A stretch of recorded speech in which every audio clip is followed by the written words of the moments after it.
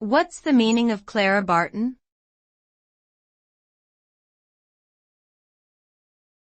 Clara Barton.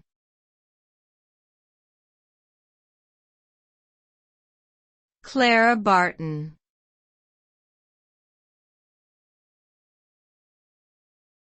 Clara Barton.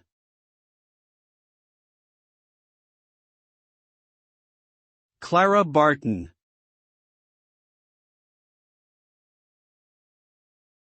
Clara Barton was an American nurse, teacher, and humanitarian who is best known as the founder of the American Red Cross.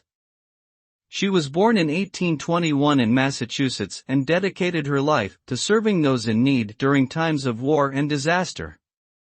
Throughout her career, she provided medical care, distributed supplies, and worked to improve conditions for soldiers and civilians alike. Her legacy continues to inspire people today, as her compassion and bravery set an example for all who seek to make a positive impact on the world.